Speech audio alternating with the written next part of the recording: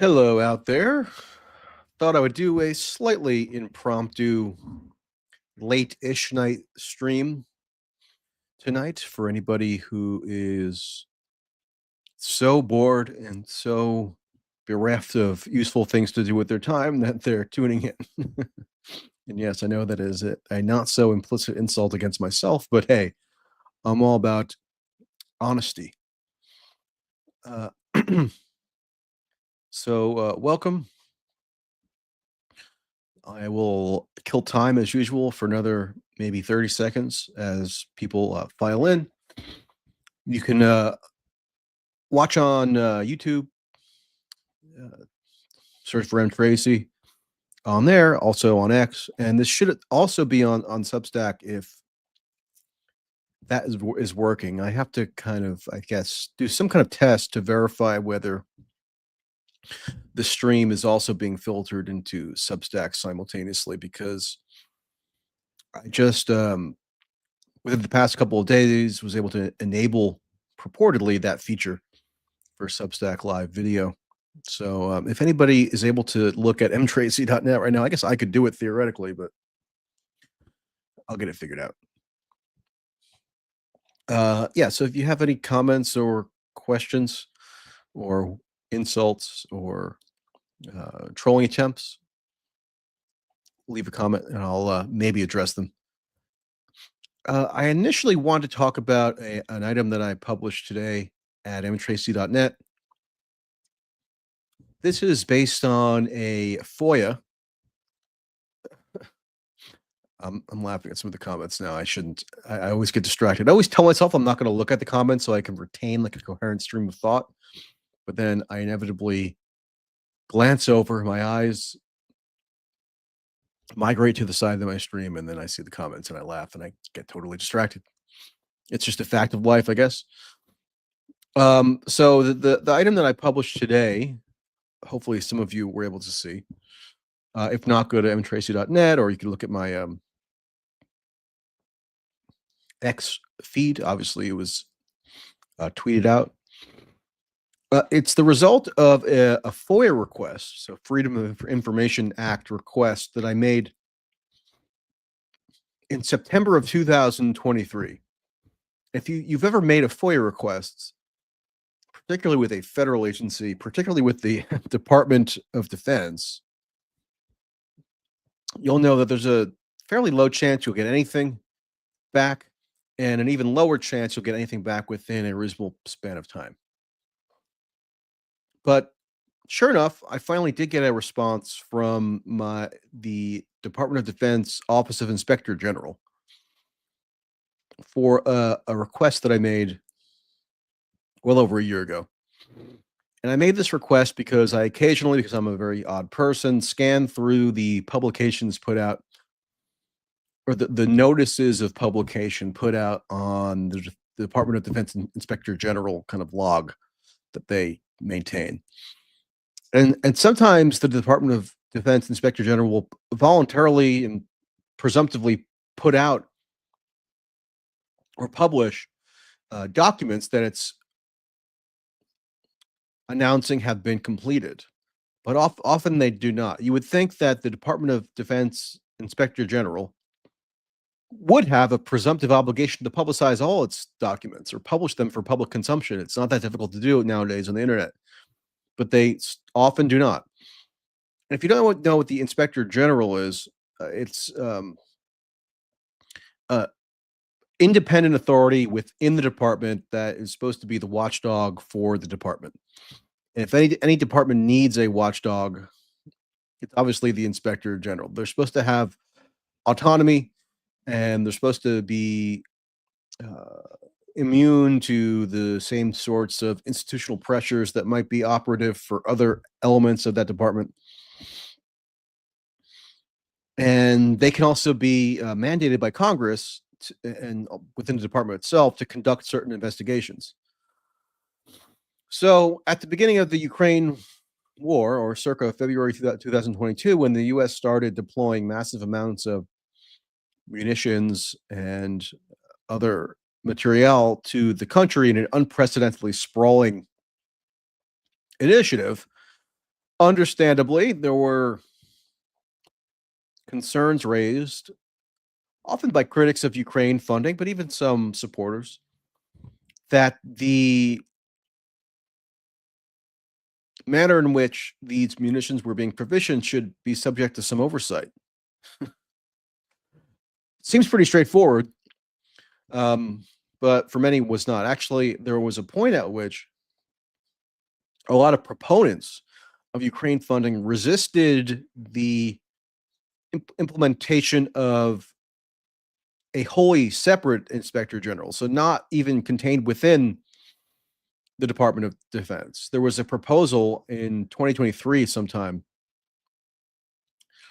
I think mid 2023, for the creation of a new General's office that would be analogous to the Inspector General that was created for the Afghanistan war, where it was its own department. It wasn't just within one of the agencies over which it was supposed to be conducting oversight. And SIGAR, that's the acronym SIGAR, produced a lot of the most damning material related to the U.S. Uh, occupation of Afghanistan, resources squandered to an incredible degree, um,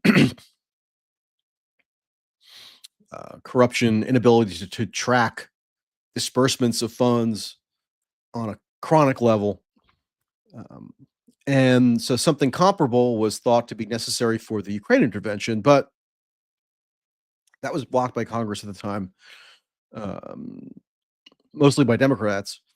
And it got sort of misconstrued by some in the coverage, as I recall, as indicating that there would be no inspector general for any Ukraine funding, which was not the case. It would just meant that the inspector general oversight was going to be limited to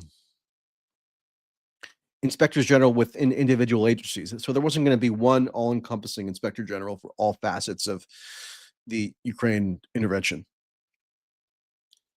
because it doesn't just because oversight for Ukraine war funding would not just consist of oversight of the Defense Department. Um, you get into USAID funding, which is more. You get into the State Department. You get into the um, even the U.S. Treasury to some extent, which is charged with implementing and enforcing sanctions. So it's definitely a cross governmental policy. But in terms of the core aspect of munitions transfers, that's mostly within the Defense Department. So there's been some oversight there. And so one day last year, around December or September of 2023, I was just scanning the recent releases for the Defense Department Inspector General, and it had been notified. There was a notification that there was some publication as of July of that year that a so-called management advisory had been published pertaining to U.S. weapons transfers in Ukraine. But the report was not made available. You would have to go and file a FOIA request, Freedom of Information Act request, in order to get access to this document. And that can take forever. I've had FOIA requests, and there are people who have even more egregious stories than this, but that could take years, literally. I've heard of examples of FOIA requests not being fulfilled for like 6, 7, 8, 9 years or even more. So this one took about 14 months to get processed, and I finally received it. And this relates to an investigative trip that Department of Defense Inspector General investigators took to Ukraine to analyze how efficiently or not U.S. weapons transfers were being provisioned to Ukraine. This encompasses a period from January to March of 2023. That's when they say in the document that the investigation was underway, at least for this part of the investigation. By the way, I know people are always criticizing me for sniffing on camera. I would not even be cognizant that I do that if not for all the lovely commenters pointing it out. So I have tried to remedy that by getting some kind of nasal spray. I guess my nasal passages are quite um, blocked or blockaded, um, even though I barely notice it. So I've been trying to use that more to maybe minimize my sub perceptual sniffing. Um, anyway, this document pertains to investigative activity that was taking place in early 2023 in the run up to what was being widely reputed to be this massive and triumphant Ukraine counteroffensive that was about to be launched. You probably remember this. It was a period of heady optimism on the part of the Ukraine interventionists. They had just gotten done celebrating what, in fairness, were relatively successful counteroffensives of a smaller scale. The previous fall, August 2023, is when the Ukraine launched its counteroffensive around Kharkiv and then later Kherson, and they did retake a lot of territory that had been seized by Russia. So then that created this whole frenzy of anticipation about an even more robust and thoroughgoing counteroffensive that could penetrate the Russian front lines that Russia had been hardening in the east and south of Ukraine. And so there was a mad scramble to um, lobby the U.S. to intensify its weapons provisions, and that was largely done, although not to the extent that a lot of Ukraine war lobbyists wanted. But nonetheless, they were able to get the Abrams tanks. You might recall that um, uh, they got eventually the F-16s transferred, although probably not in time for the 2023 counter offensive. HIMARS, uh, and other weapon systems that were being furiously agitated for.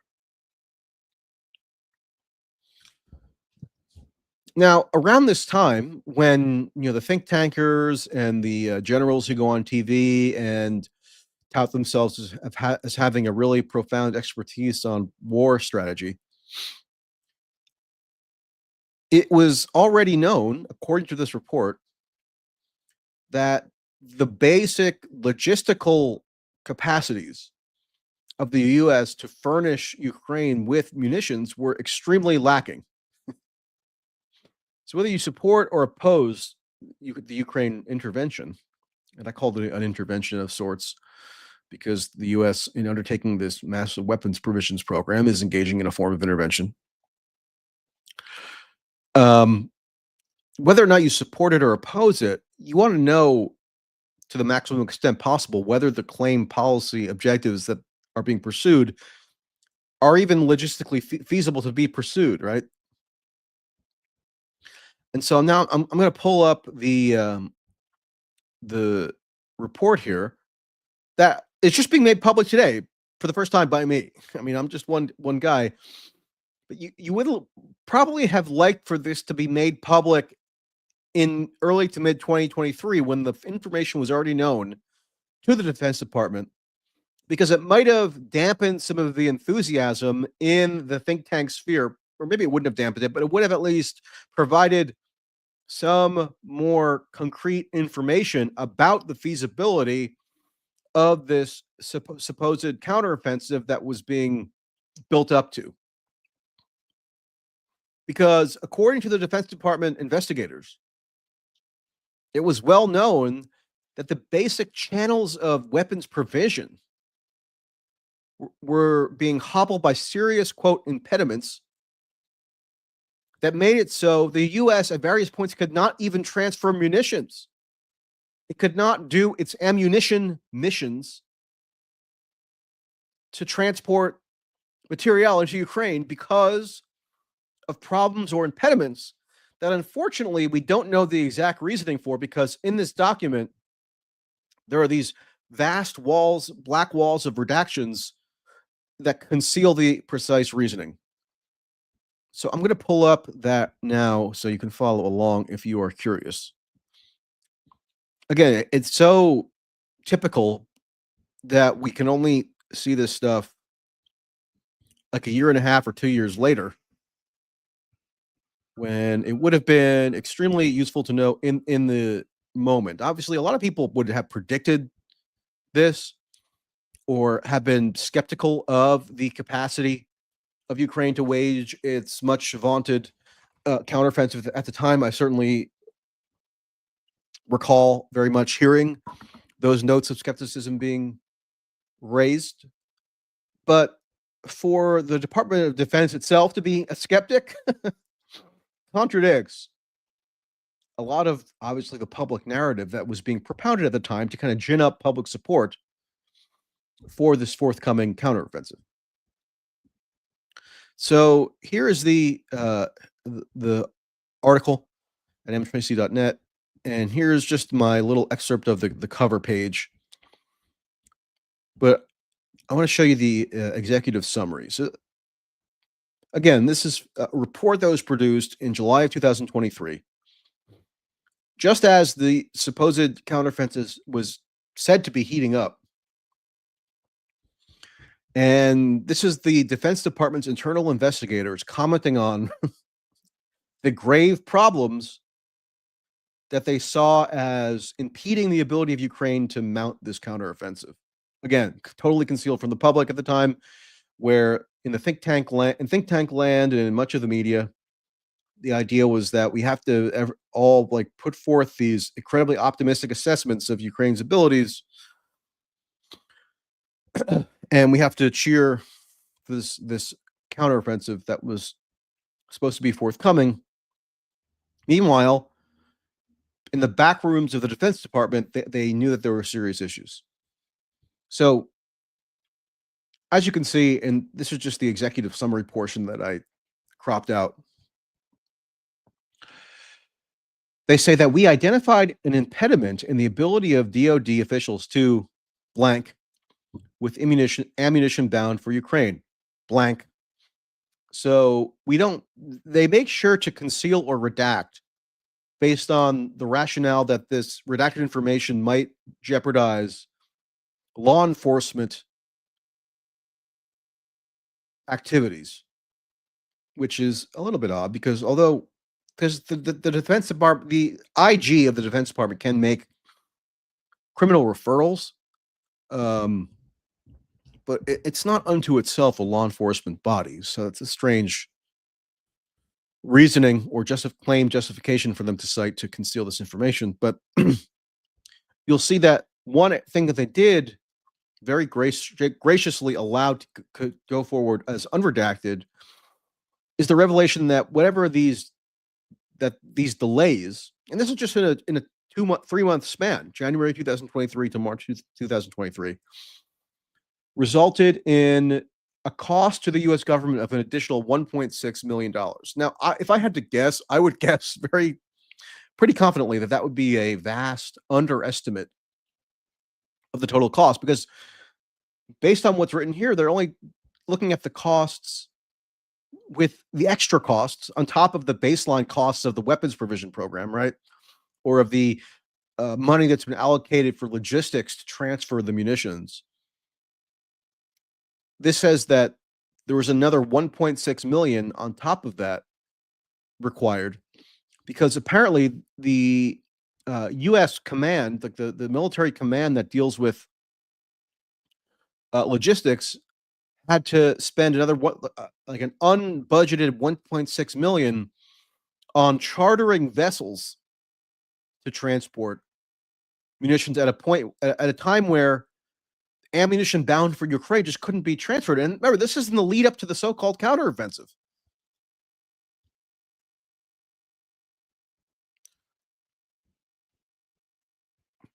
So, if at the time the people in charge of this weapons provision program had disclosed to the public, to Congress, to taxpayers, to the media, those few who might have been interested, to European players, that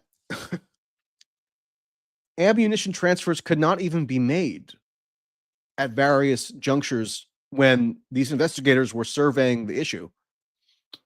Might that have dampened some of the enthusiasm for the counteroffensive? Like, supposedly, if you recall, the counteroffensive was going to be so triumphantly successful because the U.S. was ramping up its weapons provision. But we're told here now that the basic logistical underpinnings of the operation were a mess, which is not surprising. I mean, the Pentagon is this massive bureaucracy, right? So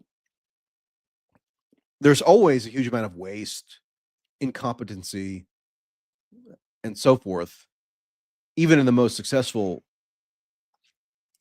U.S. operations, U.S. military operations. But this is one that was being cobbled together very quickly, and the whole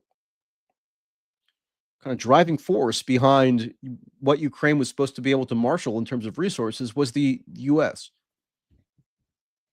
And we have it being revealed here that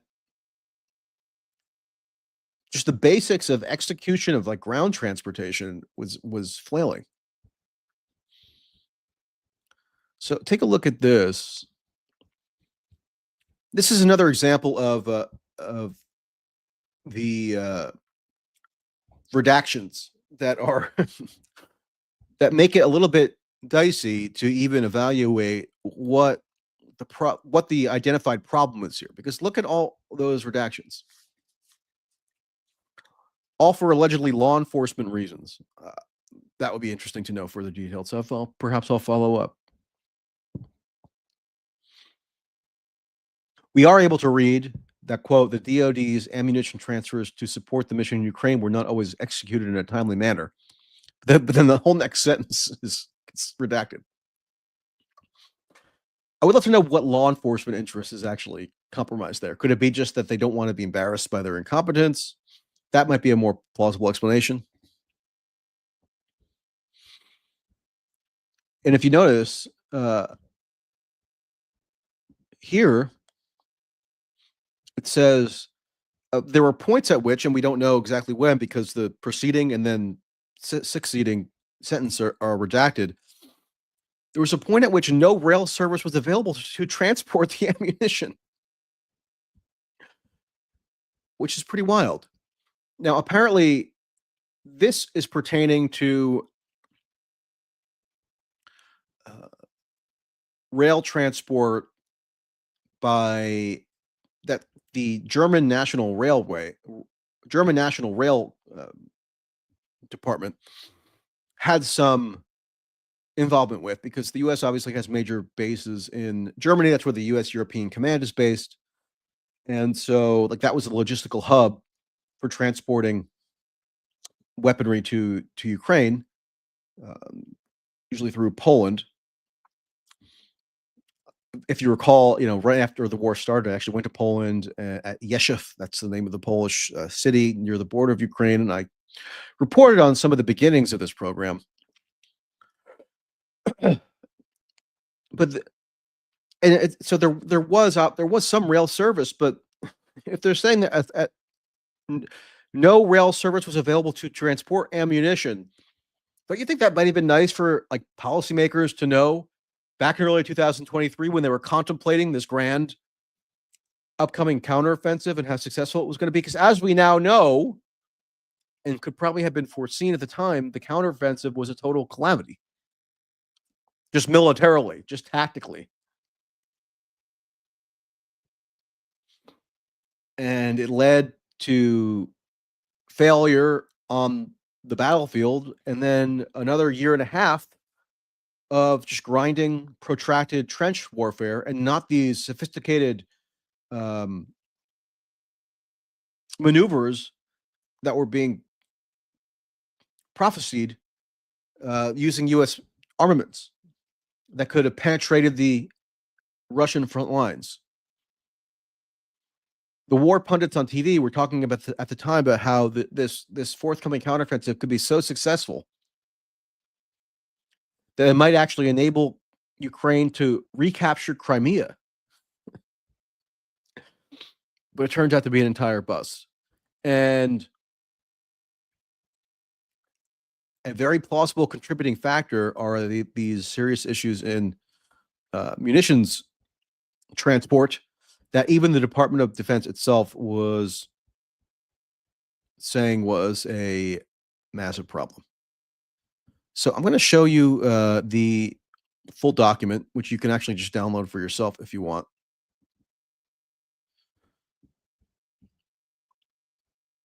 Try to pull it up.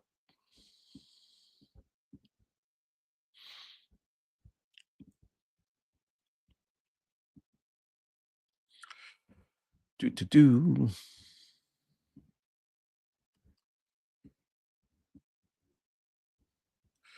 Ba ba bum ba bum ba bum ba ba. Ba bum ba bum ba bum ba bum. Okay, here we go. So I made this available for anybody to download themselves if they so choose, and maybe I missed something in it that somebody else could spot. But you gotta love. So I recommend that everybody go and FOIA documents like these because at the very least, within about a year and a half, you'll get a beautiful piece of abstract art.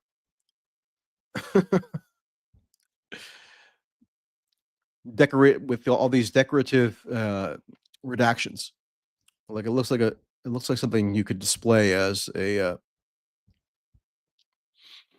an art piece, especially full paragraphs where there's just nothing. So here's something curious.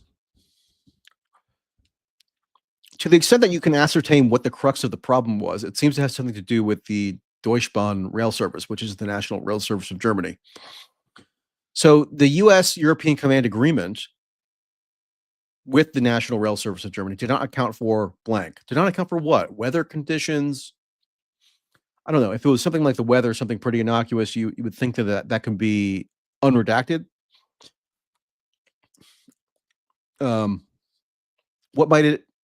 What might that redacted portion be? I don't know. It could be that maybe there were Russian sabotage operations that were more successful than we've been led to believe. That might have been impeding the flow of these munitions to Ukraine. A lot of people have speculated for a long time. Why is it that Russia, as far as we know, has not overtly attacked any of these transport lines into Ukraine? Is it because they don't want to trigger like an Article 5 response because they would have to attack Poland or something or Romania? Or could it be that they actually have attacked some of these transport lines, but in a more surreptitious way, maybe through a underhanded kind of sabotage or what have you? Or could the thing that's redacted here just be that the agreement did not account for some kind of incompetence or corruption or illicit activity on the part of Ukraine itself, who were the ultimate recipients of the munitions, in conjunction with the US, obviously, as the overriding power here? Don't know. It'd be nice to know rather than to speculate, but that's not the hand you're dealt when you get these documents.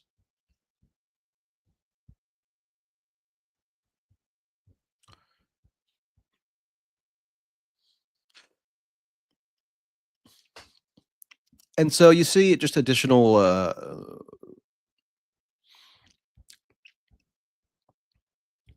text here. It's worth pointing out that none of this is actually classified, right? That's not the reason that this stuff is being redacted.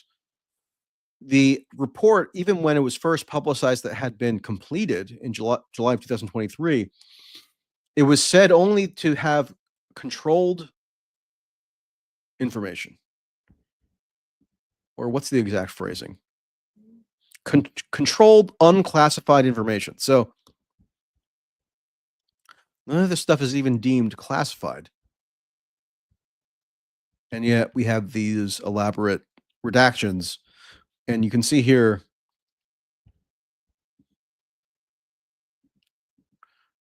and I posted an excerpt of the letter that was enclosed in the document that I received, stating that the reason why all these, if you look at like the key for understanding why all these redactions were allegedly necessary is because the information contained therein could compromise techniques and procedures for law enforcement investigations or prosecutions. And then they also claim that the information could, quote, reasonably be expected to endanger the life or physical safety of any individual, which seems probably overblown to me. Oftentimes, when the government says that it has to conceal information to protect the physical well-being of any given individual, that's usually just an excuse to keep the information concealed. And if that really was the reasoning, I don't see any particular reason why they couldn't have just concealed the names of specific individuals rather than entire blocks of text, like full paragraphs that really prevent the ability to get a full understanding of what this seemingly extreme problem was that was hindering the flow of the munitions.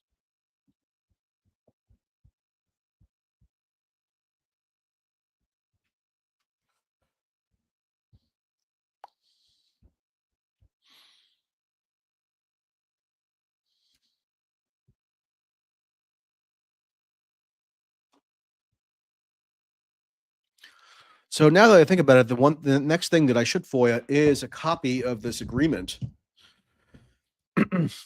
that supposedly didn't account for the problems that arose, meaning the agreement between the U.S. European Command and Deutsche Bahn.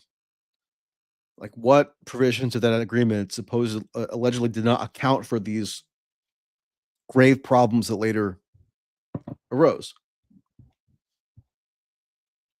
It might be worth FOIAing.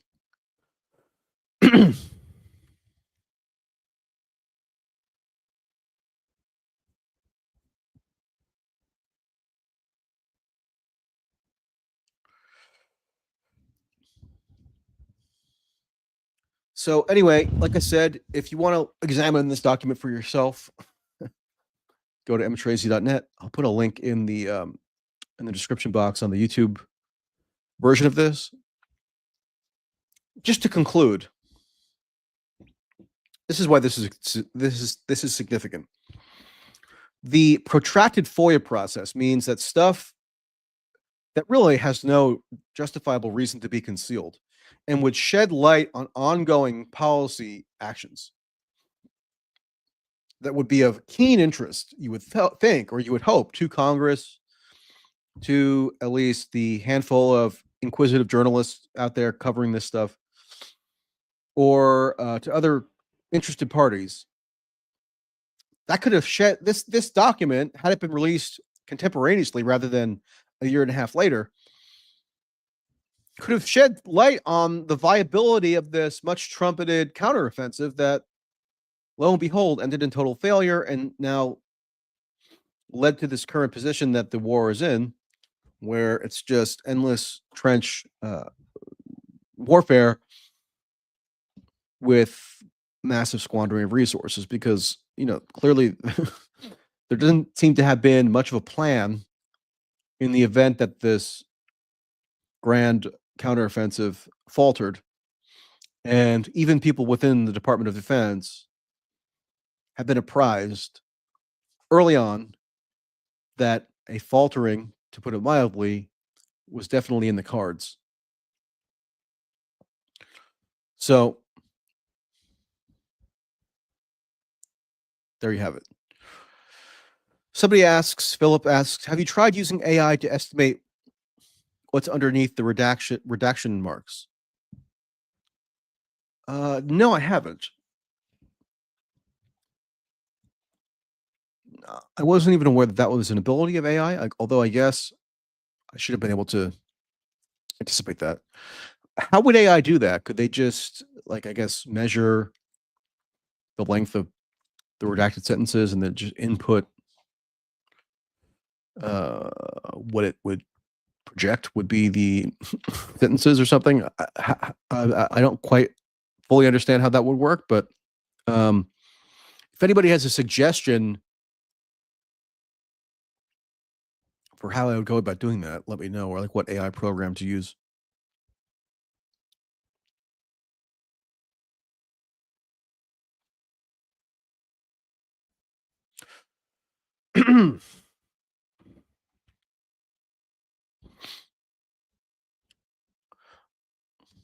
All right, let's see if there's any more useful questions or statements.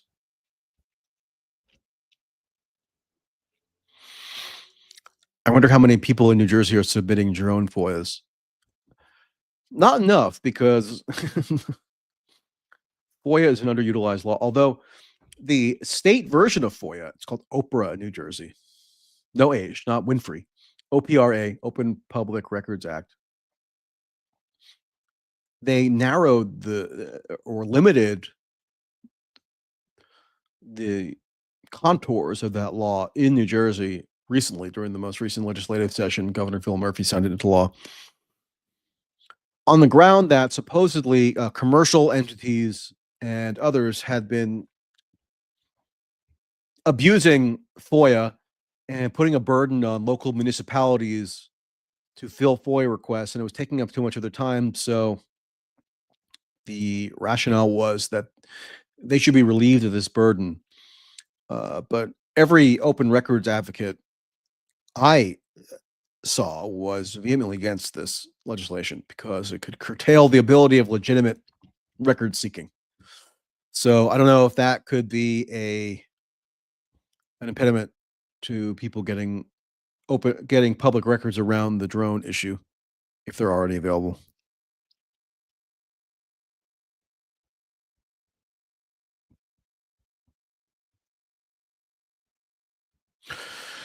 Joe Schmo says 1.6 million is chump change when it comes to Ukraine. Yeah, it is. I that's why I said that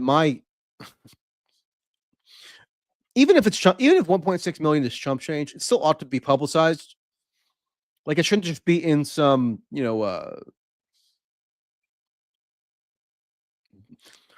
dusty cobwebbed cabinet that the public never is made privy to. So, 1.6 million is maybe chump change in terms of the overall federal budget and even in terms of the overall expenditure on Ukraine, but it's still notable. And remember, this is only a several month period. This is only one little slice of the potential overspending. So even for them to concede to the existence of this one excess cost should probably be read to be able to be extrapolated into a much larger cost. I mean, I know people have speculated that for a long time about the Ukraine expenditures, but it's always good to have hard evidence about those wasteful spending examples. So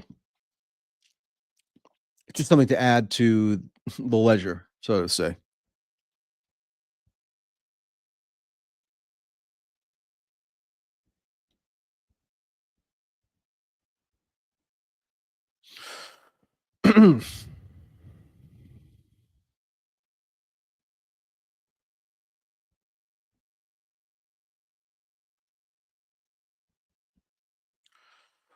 All right. Like I said, go to mtracy.net. I'll put a link in the YouTube version. Um, as far as the drones, people have been commenting on them.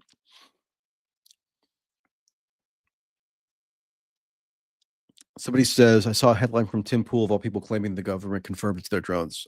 I don't know. It's hard to keep track. I don't know what he said. I know that there was a classified briefing, a 3-hour briefing today in Congress for the House Intelligence Committee with the entire quote unquote intelligence community there, briefing on the drone issue. My question would be, what was the purpose or why was it deemed necessary for there to be a 3-hour briefing, classified briefing, if there's nothing that the public needs to be at all concerned about? Now, it doesn't mean that it's an Iranian drone mothership, as Jeff Van Drew asserted, that's responsible for these drones. But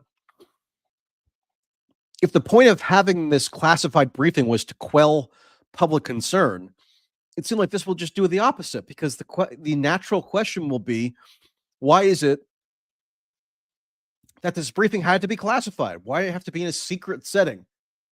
Like a synonym for classified that maybe should be more often used is secret or concealed. Like, what was necessary to conceal about this information that was presented to the House Intelligence Committee today? Why can't that just be transmitted to the public? And then I did see that that Mike McCall, the chairman of the outgoing chairman of the House Foreign Affairs Committee, added his own speculation today. Maybe I'll try to pull up that clip. Asserting a Chinese nexus. Here we go. Based on what? I don't know. It seems like probably his own conjecture. He didn't seem to assert that he had any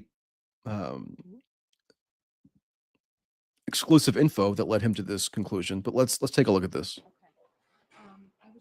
I know you were just talking about Afghanistan, but on the drone sightings, I did ask you, do you have any idea what line of questioning you all are going with? The public and lawmakers, obviously, we all have a lot of questions about what those are. Yeah, we want answers. But the response that I'm getting is that we don't know whose drones these are. I was with the NASA administrator, Bill Nelson. He said that these drones have been reported over military sites, military bases. I would not think those are friendly. I would think those are adversarial. In fact, NASA seems to be picking up more than our military is with respect to the drones. So I think Congress is gonna pursue this. I know the House Intelligence Committee is having a hearing on this. We need to identify who is behind these drones. My judgment, based on my experience, is that those that are over our military sites are adversarial and most likely are coming from the People's Republic of China. Do you think you'll be satisfied with what you hear today? Probably not. I think they're going to say they don't. Okay, so what's the basis for his assertion that the drones, as far as he sees it, are most likely coming from the People's Republic of China? Like, what is the basis for that? That should be the first follow-up question by whoever is interviewing him right now or posing questions to him. But as usual, the assertion is just allowed to kind of float out there without substantiation. They don't know. And that's a concern in and of itself, that if we have drones flying around military bases and we can't identify where they came from or who's responsible for them. I know there are a lot of commercial drones out there, and Secretary Mayorkas has talked about this. That's fine. But the ones flying over our military bases, by definition, I would say are adversarial. We need to know who is behind that because I believe they're spy drones. And the PRC, Chinese, Communist China, is very good at this stuff. And we know they bought land around military bases. This would be very consistent with their policy over the last couple of years. So he's saying, he's like making a logical inference, or maybe an illogical inference. He's saying that if a drone flies over a military base, it's by definition adversarial and therefore has its origin in an adversarial foreign state. So he has no hard evidence that he's citing for this. It's based on his hunch, which, I mean, everybody has a hunch, just like everybody has an asshole. I'd like to see some evidence, ideally.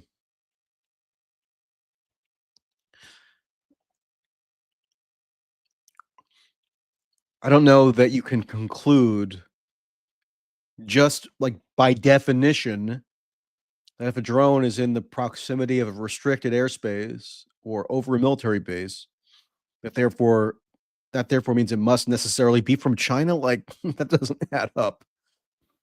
That seems like something that he would like to be the case because it could justify lots of additional defense expenditures. and they're currently finalizing the yearly defense supplemental, NDAA. And I'm sure there are plenty of congressmen, such as Mr. McCall here, who are licking their lips to get plenty of additional Pentagon boondoggles enacted into law by leveraging the public uproar around these drone sightings.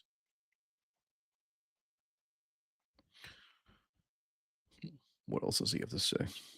Anything else you could tell me on the? I don't know. You get into UFOs and all that. We're not getting answers, and I think it's because our government does not know who is behind them, and that in and of itself. So the government doesn't know who's behind them, but he has a surmise he'd like to share that they're from China. Like, why would, if the government doesn't know, then how does he have the knowledge that they're probably from China? Or how does he make that assertion? It's just through his dot connecting. So he might as well be a guy on the internet, just spuriously dot connecting. That's what happens on the internet day in and day out on this and many other subjects. So if he has no evidence, if he has no hard information that he could divulge, then it's useless other than as a political ploy to whip up a fervor and then use that fervor to justify whatever he'd like to see get done legislatively. That's my dot connecting inference based on his dot connecting inference. Is very disturbing to me. Big question. Thank you so much. Thank you. Could you help us understand some of the traffic down here? So when you saw Sullivan walk out, Yeah. is that from a separate?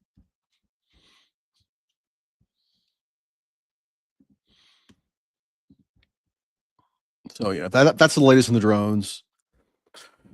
Like, you're already seeing a big legislative push around this stuff. Josh Gottheimer, I can see if I can pull up a clip from him. Josh Gottheimer, who's the New Jersey congressman now running for governor, is making hay of this issue because the Democratic or the gubernatorial candidates in New Jersey on both sides are noticing, obviously, that this is all anybody can talk about. So they want to make as much political hay out of it as they can that advances their interests. So let's go to Josh Gottheimer, Democrat from New Jersey's 5th Congressional District. It's great to have you here, Congressman. Welcome. Thanks for having me. It's good to see you. So there's now two schools of thought. There are the TikTokers, the influencers who are freaking out a little bit, not sure if their business livelihood is going to be disrupted. Oh, wrong clip. Wrong clip. Oh, that one's notable too.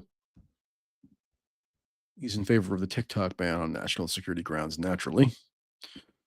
But let's stay up on topic for the time being.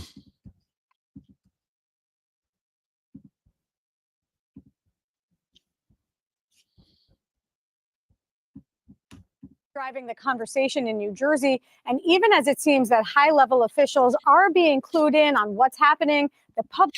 First of all, I don't think just telling people to calm down is generally effective. Like, usually saying just calm down doesn't calm people down.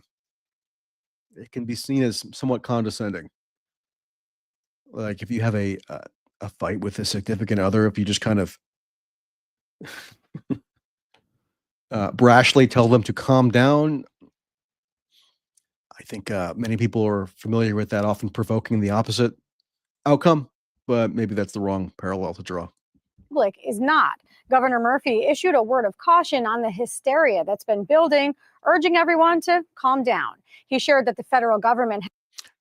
Maybe it's just me, but I don't notice a lot of people in hysterics. Like, I think that's the wrong word for this. Like, it's a different sentiment that I see in relation to this stuff. I don't know of anybody who's like running around with their hair on fire. If anybody seems like they're hysterical, again, it's the politicians who are claiming stuff like that there's a Iranian drone mothership off the coast of New Jersey sending swarms of drones to do something nefarious.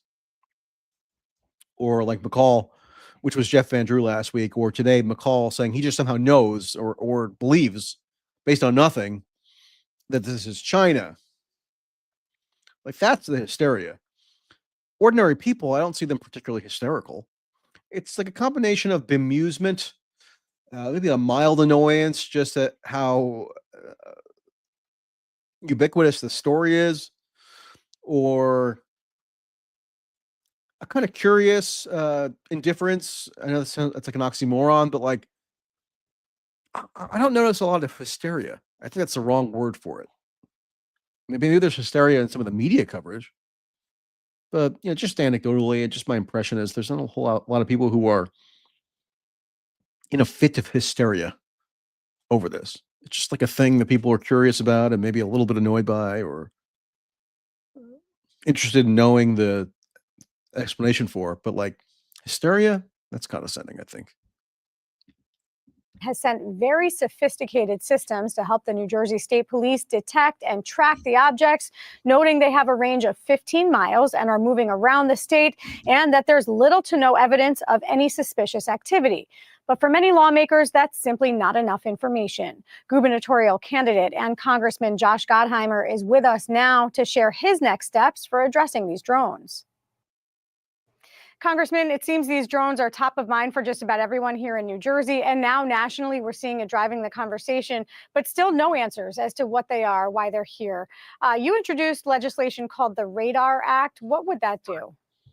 So basically it would give local law enforcement the tools they need to actually monitor what's going on, right? So they can have eyes on the sky locally and then be able to coordinate properly with federal law enforcement who's in charge of this, the federal officials and the departments, to be able to respond if a drone is somewhere it shouldn't be, right? Over an airport, a reservoir, a military base, to be able to actually know what's in the sky. And as you know, what's really frustrating about this for so many people is they're seeing these drones with their own eyes and they're being told, hey, you're not seeing anything.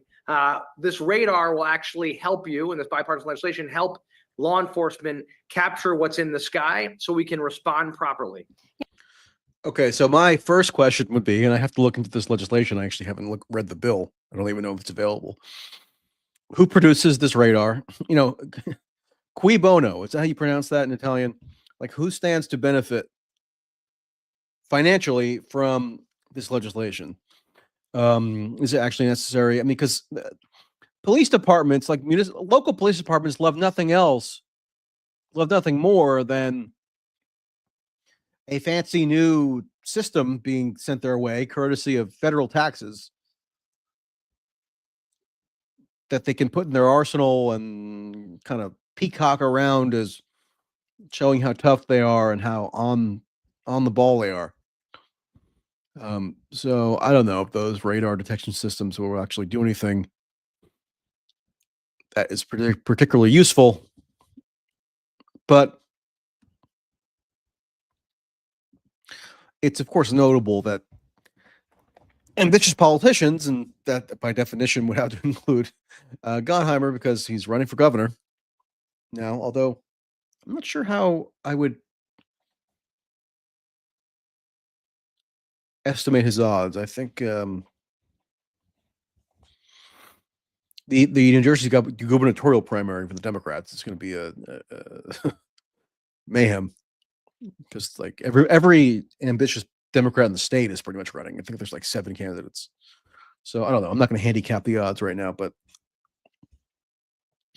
clearly it's they're calculating, all the candidates, also including Nikki Sherrill, are calculating that they need to get out in front of this drone issue if they want to have a good shot to win the gubernatorial election or primary, which tells you actually that it's a very bipartisan issue, because these are all Democrats running, or the prominent candidates so far are primarily Democrats running a Democratic primary, and they're just as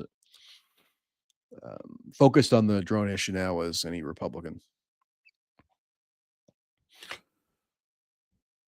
Yep. So that's the drone update. I haven't been out. It's a clear night tonight, and I was thinking of maybe going back out to Morris County, but I didn't do it. Yesterday it was cloudy and drizzly, so it probably wouldn't have been less visibility, so I didn't go. Is it still worth going? Am I too afflicted with confirmation bias for it even to be a useful exercise? I don't know, but I guess there couldn't be too much harm in just going and looking at the sky with my neck craned, like all the other idiots who were pulled over on the side of the road trying to find drones. So it's a very strange story. It's a very interesting sort of example of mass psychology, I guess, which you can acknowledge without also discounting everybody's observations as hysteria, or they're just making stuff up, or they're crazy, or they're being deluded. It's a balance to strike, and it's pretty difficult. So I did write an article on this a few days ago. If people missed it, you could also see that at mtracy.net. Philip says, entertain. Yeah, the reaction among people in New Jersey, I guess he's saying, is more about they're entertained by it, more intrigued than hysterical. That's true. I think. I don't think people. I mean, if there's if there genuinely are genuinely are mass sightings of unexplained objects in the sky, I think predominantly people are going to be intrigued by that, especially if there's no immediate sign that it's particularly menacing. Like there's no visible or detectable threat that people can observe. So I think for the most part, yeah, you're right. It's probably just more intrigue or entertainment than anything hysterical. People haven't really changed their daily lives as far as I can see. Although I did see a report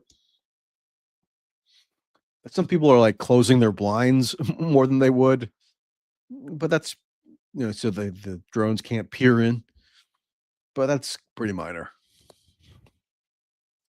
and I don't think is necessarily some kind of full-blown hysterical panic. If people should be hysterical about anything, again, it's the reaction of politicians and how they're trying to leverage this for their preferred legislative agenda. Savage from NM has been asking me a question about the Assad documents validity. Yeah, it's a good question. So if people haven't seen that, I guess I'll pull that up. It's good topic, Savage. I'm just gonna find that and pull it up so people know what I'm talking about. So a couple of days ago, or 2 days ago, there was a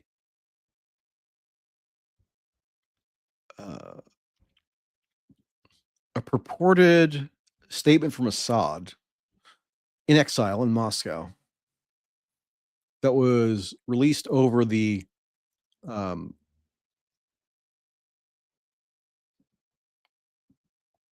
released by the official Telegram account of the Syrian presidency. So here it is.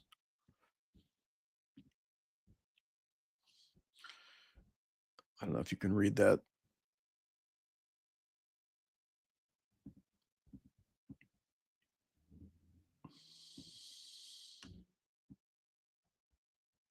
Hold on.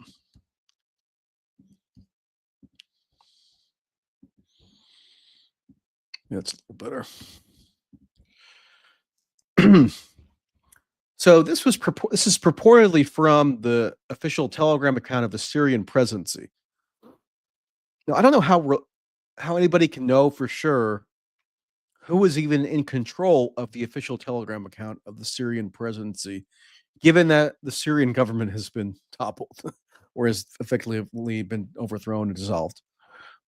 Maybe dissolved is not the right word, because a lot of the architecture or a lot of the state capacities have at least seemingly been retained and then just transferred over to the quote unquote rebels.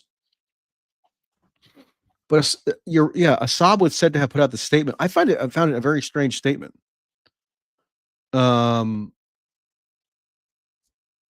Just I read it as he's saying that he had no intention of resigning. He says, quote, at no point during these events, or he purportedly says, I mean, assuming this is him, which we don't know, he says that at no point during these events did I consider stepping down or seeking refuge, nor was such a proposal made by any individual or party. The only course of action was to continue fighting against the terrorist onslaught. So why didn't he pursue that course of action?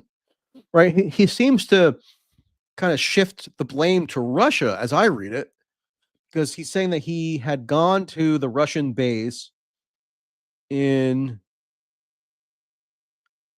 Latakia.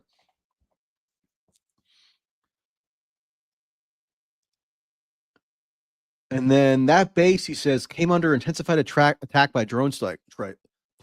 I would like to know who is he claiming launched drone strikes against the Russian base in Latakia? Was it Israel? Was it the quote unquote rebels? Do the rebels have drone capacity? I actually don't even know. They might have some drone capacity because, as we all know, there's been a huge proliferation of drone technology. And it was reported, including by David Ignatius in the Washington Post, but then also months ago, that Ukrainian drone specialists have been deployed to Syria to train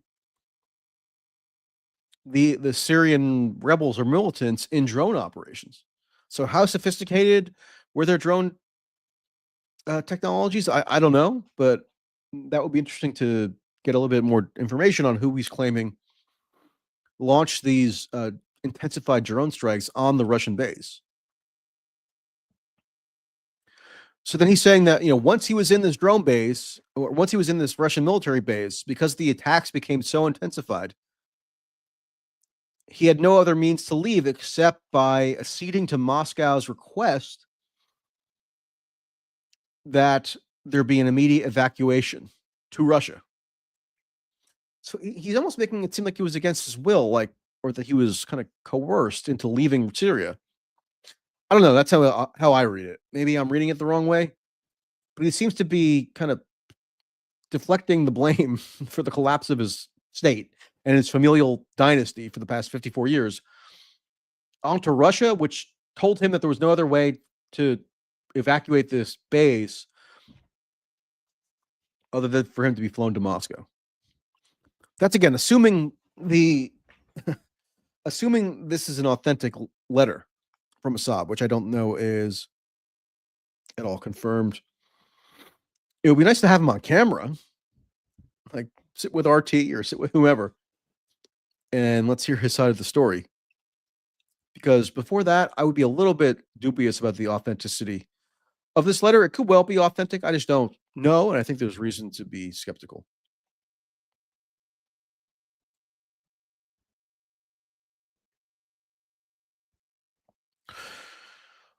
All right, everybody. Now I'm going to wrap it up. Thanks, as always, for tuning in. And go to mtracy.net to read all the stuff that I've been referencing here. And we will do it again soon. All right. Night, night.